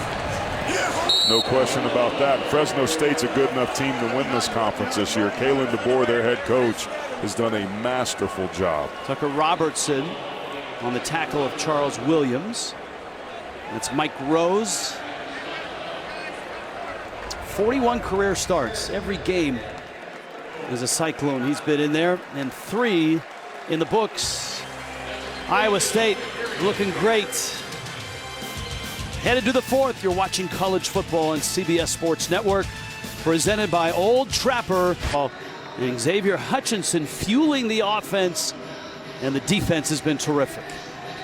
It's been all Iowa State tonight with some great individual performances by Brock Purdy. Breece Hall has played well, but it hasn't been a perfect game, and this is exactly what you want if you're head coach Matt Campbell, because you played good enough to win and you were dominant, but there's still stuff to work on so you can coach these guys hard next week.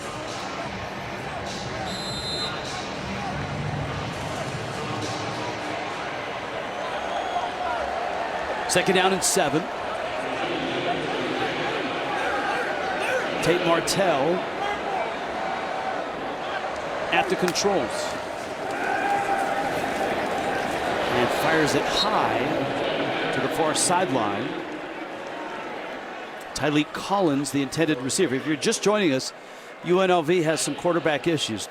They started the season with Justin Rogers, replaced by Doug Brumfield. Brumfield was hurt against Arizona State. Justin Rogers played some. Marcus Arroyo's got Cameron Friel and Tate Martell, who he's rotated here. Friel playing his very first college snaps. Martell, more of a veteran. And this is Friel in for this snap. And on 3rd down and about 7, they're going to get 6.5. Chad Magyar made the catch. 4 down territory here, Rich. You just got to go for it. This gives you a chance to work on your 4th down stuff, but also really been impressed with Friel and the way he's moved the football with this down and distance. I don't know if you want to throw the football, but we've got Martell in, and we know that he can make plays with his legs. So if you're the Cyclones, you're keeping a close eye on 16 under center. 4th and 1. And UNLV's going to call a timeout. Timeout. UNLV. We'll step aside as well. 30 seconds. Iowa State ultra sharp tonight and explosive, and a 38-3 lead over UNLV. Rich Waltz, Aaron Taylor, Jenny Dell. 4th and 1. UNLV at their own 42-yard line.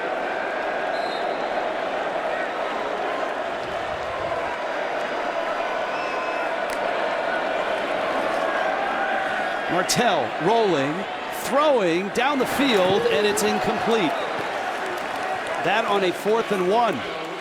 Kyle Williams was the intended receiver. Well, the intended play call was intended to give Tate Martell a 2-way go, to either throw the football or to use his legs to break the pocket. But you can see with all the defenders over there, Iowa State smoked that out. They were ready for it, forcing the desperation throw. Yeah, there was nowhere to go. Nothing. With his legs, or even to throw it. There were 3 receivers seemingly jammed, and that is John Haycock, the terrific defensive coordinator.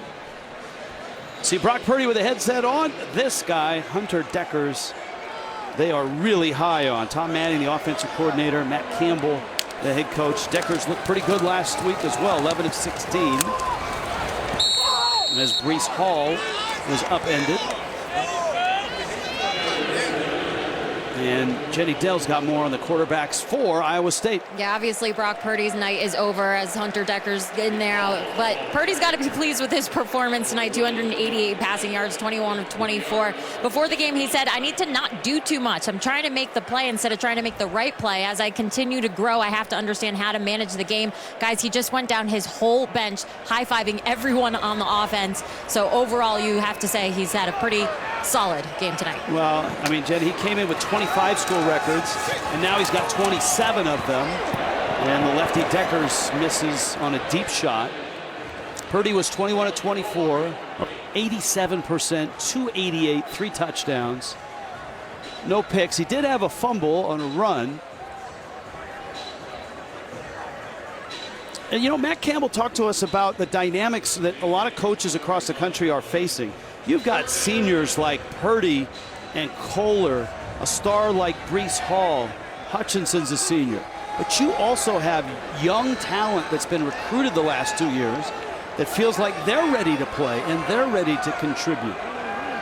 3rd down and 9. Deckers. And that's in and out of the hands of Jalen Knoll, cutting across. Knoll is one of those young players that got a chance, and when Campbell decided to throw some freshmen in against Iowa, he and Eli Sanders and Deckers gave the Cyclones a bit of a spark. He really did. It was him and Javen Knoll, number 13, who just dropped that pass there that really had some nice connections. And he was on the receiving end of Deckers. And I'll be honest, as I was watching that tape, I was really encouraged by what I saw with the way when Brock Purdy went down, the way Deckers came in and ran the offense. 3 and out to start here, though, is not the way that he wanted to kind of finish up that performance he had last week. On 4th down, And that's going to be a delay of game. So back it up 5 yards. Drives coaches crazy losing focus like this.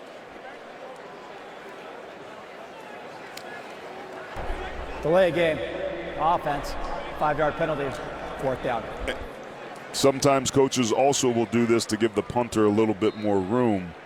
But penalties have been a problem for Iowa State. Hard to tell what the decision was here. But following a 3-and-out, you'd hate to have a penalty to be the encore.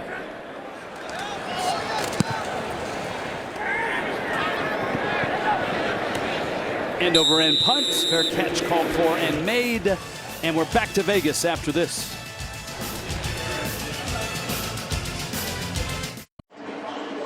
Geico Difference Makers, take your pick.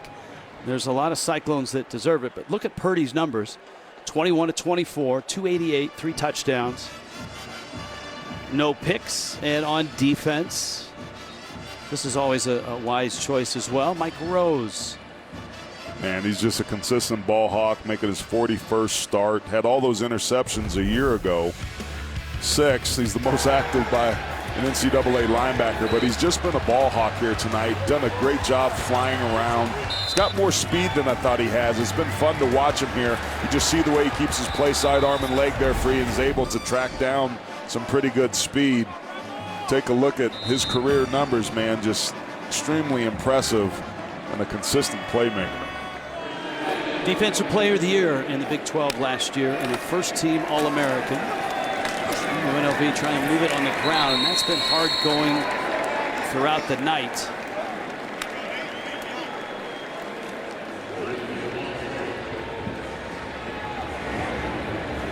You know, it's interesting.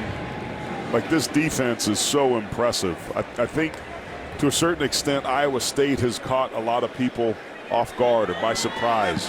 They're typically a team that starts out, they stub their toe a little bit early, and then they finish strong down the stretch. If they could figure out a way to fix that, I think this team is built to succeed for many, many years to come. Friel throws it away, and it's incomplete. Well, they did it last year, right? They stubbed their toe against Louisiana. Grounding. Quarterback was out of the pocket, and the ball crossed the line of scrimmage. And they quickly bounced back. That's an angry defensive coordinator, John Haycock. Yeah, he wasn't happy there at all. But to your point, Rich, yeah, that's kind of been a little bit of an anomaly for this team. Is they stub their toe, they start slow, and they finish strong. But championship teams are teams that play great from start to finish, wire to wire.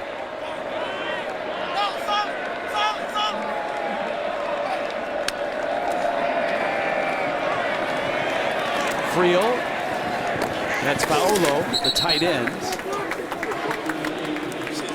And he is short of the first down. And that's going to bring the punt team on. All right, these are the last 5 seasons, the starts that you talked about.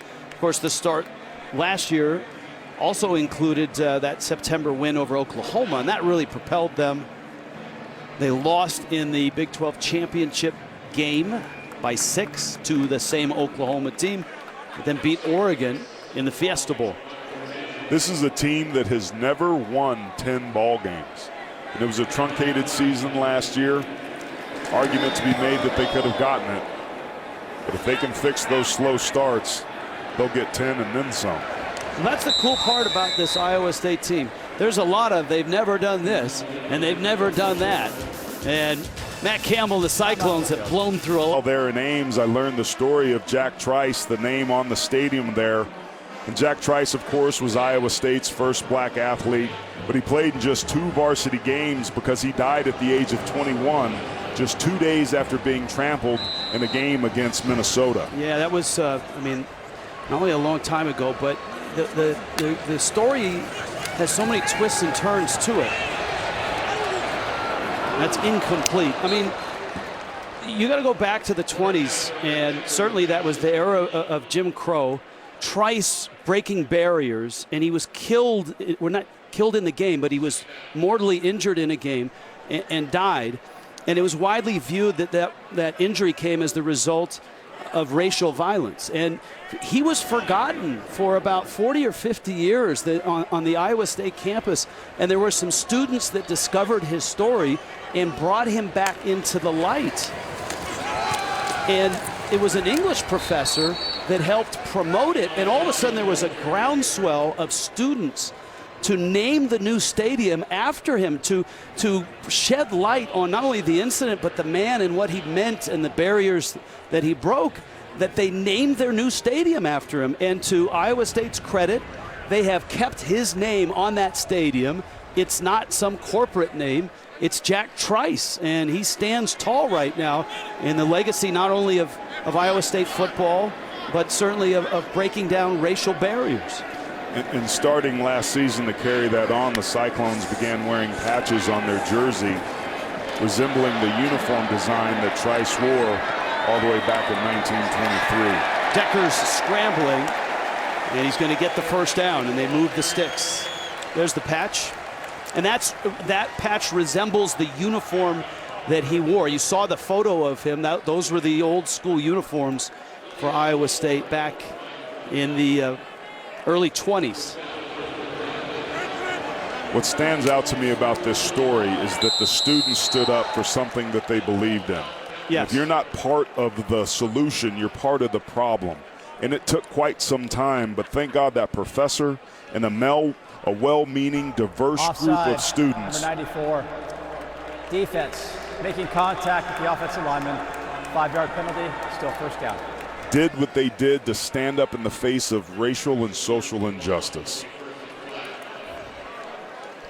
38-3, Iowa State. 10 minutes left in this ball game. Hunter Deckers, redshirt freshman. Deion Silas, another freshman getting some run. Now we saw Matt Campbell, and I mentioned this about 10 minutes ago. There are programs around the country that have a lot of talent because guys, and rightfully so, got an extra year because of the pandemic. But if you're Campbell, you're a great recruiter. His last 2 recruiting classes have been great. And that young talent is in uniform and wants to play. And that's an interesting balancing act for any coach.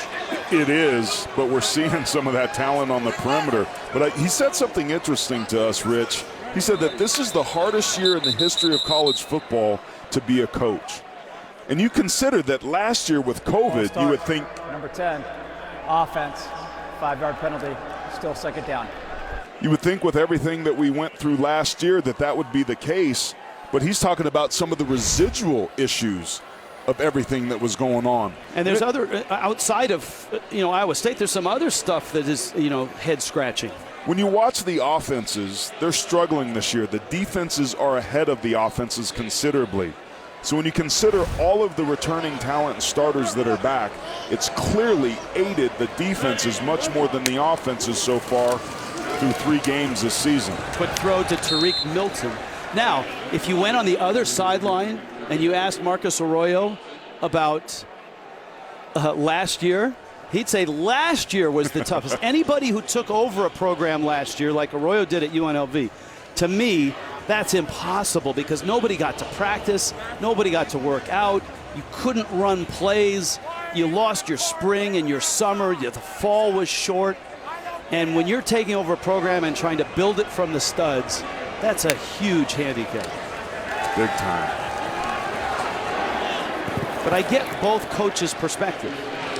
And it's interesting because what I'm curious about is if the time off last year and how herky-jerky it was, defenses can practice on air much easier than offenses can because of the timing factor. What I believe we're seeing across college football, while we're watching North Carolina struggle and Clemson struggle and Ohio State struggle, is the fact that defenses have had time to figure out how to defend the RPO. And the execution of said RPO isn't as sharp as it usually is. Iowa State's going to call a timeout. They're going to get their field goal unit out there and attempt a 54-yard kick. And that's Andrew Mevis's assignment. He's the long man. Yeah, look, I mean, we've never seen this ever before in society in our time. and in college sports, any college sport. But in college football, last year was such a weird year and an odd year. Some teams hardly affected, other teams just wiped out, lost a bunch of games. Iowa State certainly was able to figure it out and get through it and have the best year in their school's history. It was incredible, man. Going back and forth, no spring ball, thinking you're not going to have a season. Okay, we're going to have a season. You have 6 days to practice. Like, it was a disaster last year, and somehow, some way, we pulled it off. Wow.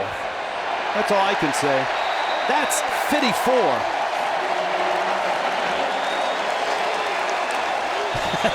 That'll give a smile to a head coach. Yeah, Beavis. Good kick, Beavis. Andrew. That was Aaron, by the way. Just wanted to make sure. That, my friends, is impressive. 54 yards. Big night for Iowa State. There's a wide grin there. Number 14, Iowa State, all over UNLV. 41-3. Rich Waltz, Aaron Taylor, Jenny Dell down below. It's a good night to be a Cyclone in Las Vegas, and man, are there a lot of them in this city. Now we turn our attention to UNLV. They open up Mountain West play against Fresno State. Fresno State right now beating UCLA in the Rose Bowl. So this is not going to be an easy road. And you go back to last year, Arroyo arrives. He inherits not only a pandemic, but a program that has not had but one winning season over the last 20 years. And so now he's got this beautiful facility that is half UNLV's.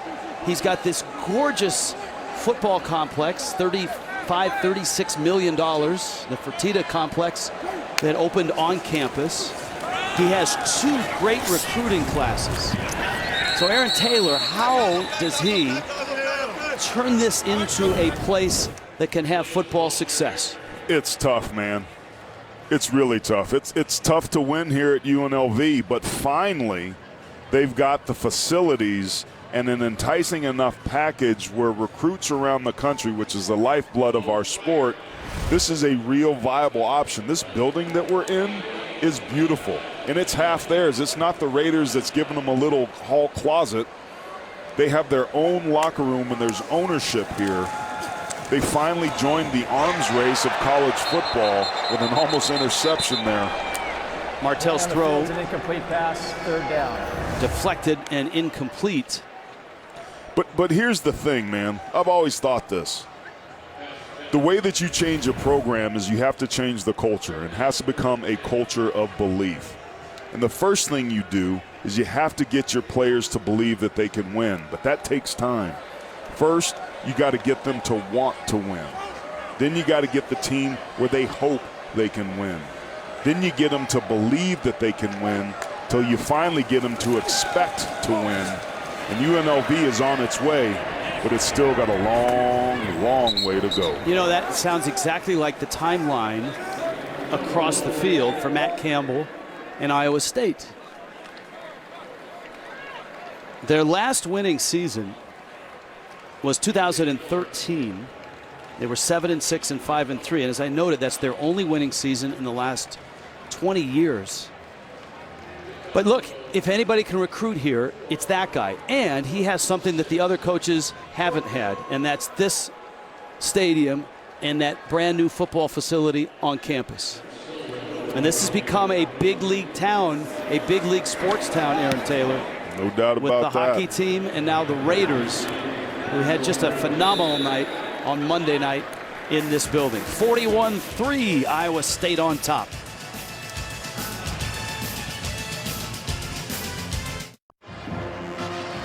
Iowa State 41-3. 6:52 left. Old Trapper player of the game. This was a impressive night for the senior quarterback Brock Purdy. It was darn near perfect. And he certainly spread the wealth around. He did, and he got this offense and himself healthy. This is sort of performance that this offense is needed just to be able to see themselves execute and do what they're supposed to do to prove to themselves that it can still work. He's had quite an incredible run, and he's been part of this huge turnaround in Ames. And he had some other options on where he could have go. Yeah, I mean, that's part of the charm of him. This is Deion Silas busting out, and Silas is inside the 40. That's a nice 18-yard run. Purdy had offers and visited Alabama, Boise State, and Iowa State, and he signed with Iowa State. But the other schools that offered him scholarships, Kansas, UCF, UC Davis, and UNLV offered him a scholarship. How about that? Catch and run for the Cyclones. And that's Azariah Anderson. Azariah Anderson, 6'5", 230, a sophomore. I mean, that's bordering on tight end. That's that Kyle Pitts type body for sure. Movement and flags. I find it interesting that Alabama is in that group, that they saw something. Number 95, defense, 5-yard penalty, still first down. That Alabama saw something that a lot of schools, Big 10 schools, Big 12 schools didn't see, and offered a scholarship to Purdy. But he visited and felt he would be a fit here. And man, he's done stuff no one has ever done.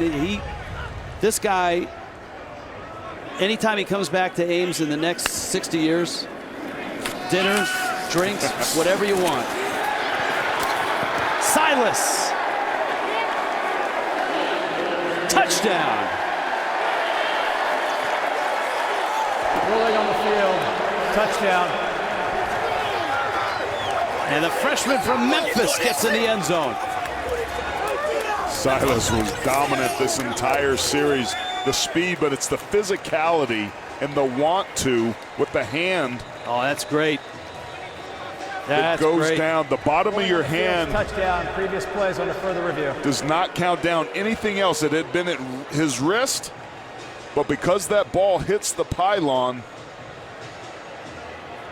in real time, it looked like a touchdown, and after reviewing it, looks like it's still one. What an incredible run. I think that's a good example of the pylon cannot cause a fumble. And you could tell they like this kid. Just look at the excitement on Purdy's face. He's jacked up, man. And that was a fun thing, Rich. After review, the runner's arm was down prior to the ball crossing the goal line. The line of gain was made. It's going to be first and goal. Iowa State at the half-yard line. Can't win for losing. Come on.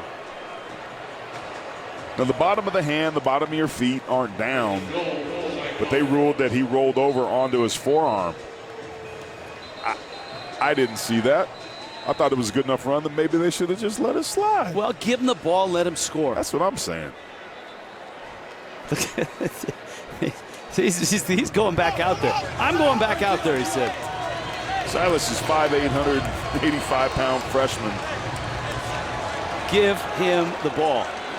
Steinbrenner, Florida native from Memphis High School. Let him punch this sucker in. There you go. Now you get to celebrate all over again. Little mighty Mike. Jake Remsburg, the right tackle there, to help with the celebration. Now Silas is a perfect example of short does not mean small. He's a powerful runner.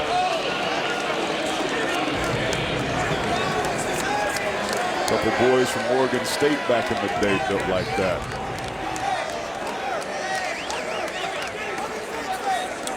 Oregon State, are you talking Ken Simonton?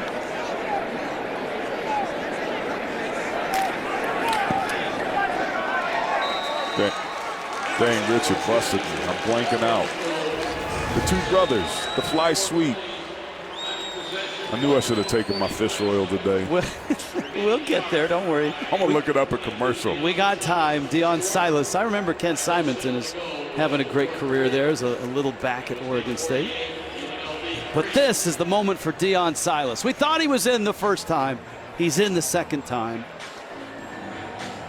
And again, as good as Iowa State is, there is some young talent here. Sanders, Brock, Silas, Noel, Hunter Deckers. Jaquiz Rogers. There you go. Well done. I had to throw myself my own life preserver there. 48-3. Number 14, Iowa State on top. 5 minutes left here in Las Vegas. We'll be back here, you and I will, for a San Diego State visit. San Diego State beating Utah in triple overtime tonight. With the new overtime rules, too. That was a exciting finish to that game. Give a lot of credit to Utah. And a review on the last 2-point attempt. Oh, of course, gosh. now the third overtime, the possession is essentially a 2-point attempt. Oh, the drama. Yes. Speaking of drama, CBS Sports Network will finish the college football day. Latest headlines, all the highlights, triple overtime, we got it covered. Inside college football on the 24-hour home of CBS Sports. AP Top 10, Aaron Taylor. What'd you see? Tulsa actually put up a really good fight against Ohio State for 3 quarters. And that Cincinnati-Indiana game was very entertaining. Ohio State is fool's gold. I was impressed by Cincinnati. They didn't play well, but they came back. Alabama was hanging on. Give Florida a lot of credit. Mullen's really getting that club to where they need to be. They're inching closer to trying to beat Alabama. Not quite there yet. But this has been a season where, and I tweeted this out earlier, I said, dear college football, your team is not nearly as good as you thought they were. But the good news is there's going to be some carnage once we get to conference play, and there's going to be some new faces in the playoff. Now, who those faces are, nobody knows, but it very well could be your team. So let's enjoy this ride. And is that the carryover from last year's anomaly of the season and all the super seniors and guys that have stuck around? It's interesting. We have a flag on the play. It's hard to tell at first blush what it is. But many of the coaches and my buddies that I've talked to sensing the same thing. Number 74, offense, 10-yard penalty, still second down. So these may have been the teams that you were addressing in your tweet. Yeah, well, Clemson, DJ Uiagalelei, we saw what he did against Notre Dame and Boston College last year when he was filling in for Trevor Lawrence. A&M almost lost to Colorado. Ohio State struggled mightily and ended up losing to Oregon. Notre Dame, God bless my Irish, they've got some issues that they need to clean up. Wisconsin was 0-0 at halftime against Penn State. Graham Mertz, their quarterback, just hasn't panned out the way that they wanted. Sam Howell in North Carolina struggled to move the football. I mean, it's just, you look nationwide, offenses are struggling and are behind defenses early on. We've seen some flashes from Cameron Friel tonight that tell us why UNLV is so high on him. That escapability in the pocket, throwing, running to his left on the run, and it was a dart. The coaches love this kid. They talked about his huge upside. He's young, he's green, so the game still moves fast, man. People don't understand the jump up between the high school level and the collegiate level is seismic, especially when you've got all these Velociraptors and maroon helmets on the other side. Ooh, third down and 1, and that's a painful hit on Tate Martell, who loses about 3 yards. Speaking of Velociraptors, this defense pursuit, and when they arrive at the point of contact, destroy. Look at Davis, man. That dude flies around. He's been popping people left and right. And I've been told that the helmets are cardinal, not maroon or burgundy. So my apologies.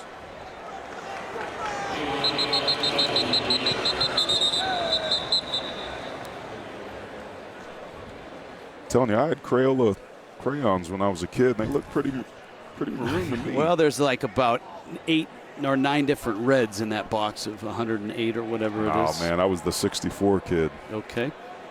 There's no foul for illegal substitution. 4th down. I like that. That's nice casual explanation there.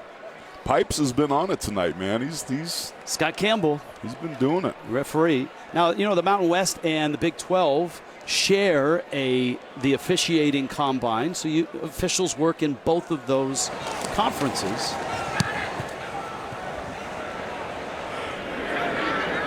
Jalen Knoll on a return. All right, now let's set the stage for Iowa State and what's next for the Cyclones. Well, a trip to Baylor is on the list. That's next Saturday. Then they take on Kansas, and then always going to Little Manhattan. Road trips to Kansas State are never fun. Oklahoma State found a way to get the win against a good Boise State team. West Virginia, how about the win that they had against Virginia Tech? Texas Tech, Oklahoma. Do you think they've exercised the demons, so to speak, from that third quarter against Iowa with more rhythm and more success on first downs here? Not fully, but they're well on their way. This is a heck of a start. They still had turnovers. They still had a running back, Breece Hall, who's a tremendously talented player that tried to press a little bit. This defense is going to keep them in a lot of games. The offense made great strides tonight. We've seen some pretty strong legs here tonight, kicking 54-yard field goals. But I got to tell you, Rich, I was a little impressed with your driver and your ability to go long and go yard in our little adventure last night. Yeah, we had the production group and the talent group going head-to-head at Top Golf last night here in Las Vegas. And that included not only you, Aaron Taylor, but also Jenny Dell. And Jenny, I'm a little offended, AT. You weren't impressed with my swing? Was it the warm-up swing when you whiffed before you hit it, or the actual hit? I'm a 50-50 golfer. I love it. Yeah, I love it. 50% of the time I whiff. It was good. And just for the record, talent crushed production. Yeah, we dominated production. Matt Plundo, our director, Scott Bramwine, our producer, in that shot as well. Plundo was kind of on an island by himself now. He was carrying the whole production staff, let's be honest. Yeah, he was strong. Deion Silas still in there. 45 seconds left. Bet he wishes Pitt was as strong as his driver game. Well, it'll be really interesting to see Iowa State at Baylor next week and see how they come out of this game. They really look sharp. I mean, there's a lot of things to like if you're an Iowa State fan about this. Purdy was great. Hall was terrific. Hutchinson, Kohler, offensive line. And as usual, the defense showed up big time as well. And for Marcus Arroyo and UNLV, they have work to do. And not an easy road next week at Fresno State to open up their Mountain West play. No doubt about that. Great job by our crew here. The Skycam flying around Allegiant Stadium, getting a great look at one of the nicest facilities going right now. And you hope that with this facility and the new practice and football complex, great recruiting classes coming in, that soon we'll be coming here to watch a UNLV team that can move the football and win some games in the Mountain West. Yeah, maybe the Fertittas could kick in some of that NIL money and get them some endorsements and get some players in here. Everything's above board now. Sure. It's no holds barred, right? No holds barred. That was very good, the way you tied in Fertittas, no holds barred. MMA, that was good. That was good. I was going to say it's a good thing that wasn't around when Tark was here long ago, but it was. Let's be clear about that. Allegedly. Impressed by the Cyclones tonight. 48-3 trouncing of UNLV. This is just what the doctor ordered for an offense that was anemic, feeling sick. They leave the state of Iowa. They had two really tough games, and they competed their tails off. They just didn't play well. But this will give them the confidence they need to get into conference play. And this will be a team that will be in the conversation at the end of the year. And two more school records for Brock Purdy. He's got 27.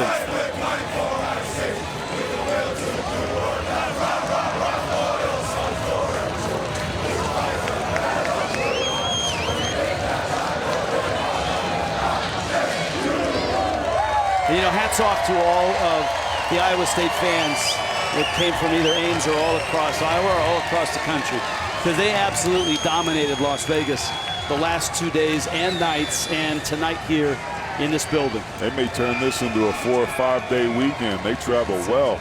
Yes. And that's one of the benefits of having this building here. They knew that teams would want to come and watch their teams play. That was a big draw for the Raiders and certainly a draw for the UNLV Rebels.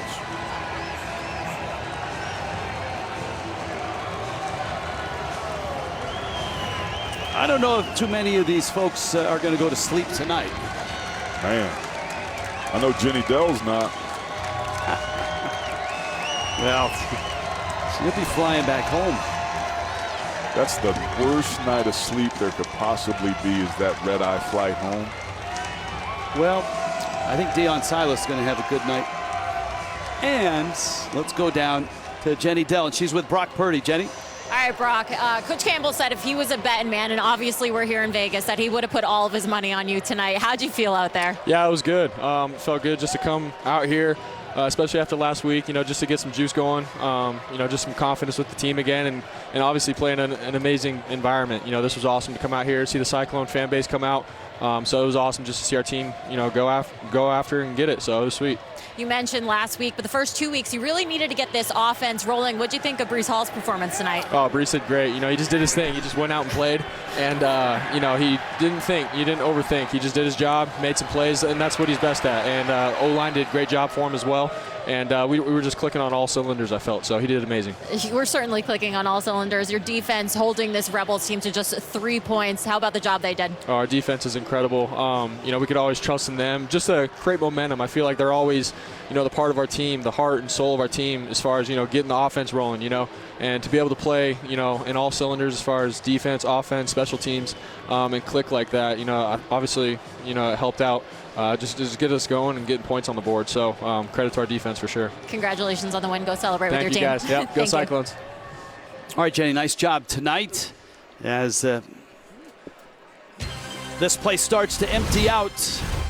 And number 14, Iowa State looked great tonight. It's on to Baylor next week for them. For Aaron Taylor, Jenny Dell, our entire CBS crew, I'm Rich Waltz.